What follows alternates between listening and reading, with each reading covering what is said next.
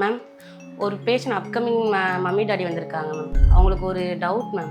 பேபியை மந்த்துன்னு சொல்லவா இல்லை வீக்ஸ்ன்னு சொல்லவான்னு கேட்குறாங்க மேம் என்கிட்ட. எது கரெக்டுன்னு நீங்கள் சொல்கிறீங்களா மேம்? சொல்லிடலாமே. ஃபர்ஸ்ட் விஷயம், பேபியே ஃபார்ம் ஆனதுலேருந்து நம்ம கால்குலேட் பண்ண மாட்டோம். நம்ம last day of menstrual cycles day 1லேருந்து தான் நம்ம கால்குலேட் பண்ண ஆரம்பிப்போம். அப்படியே டாக்டர், அப்போ பேபியே ஃபார்ம் ஆகலையேன்னு உங்களுக்கு கேட்க தோணுதா? கரெக்ட் தாங்க.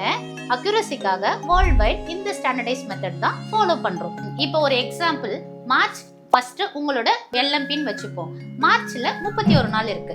இப்போ நீங்க கால்குலேட் பண்ற டே வந்து மே 13 வச்சுப்போம். மார்ச்ல 31 நாள், ஏப்ரல்ல இருக்க 30 நாள், மேல இருக்க 30 நாளை கூட்டினீங்கன்னா 91 நாள் வரும்.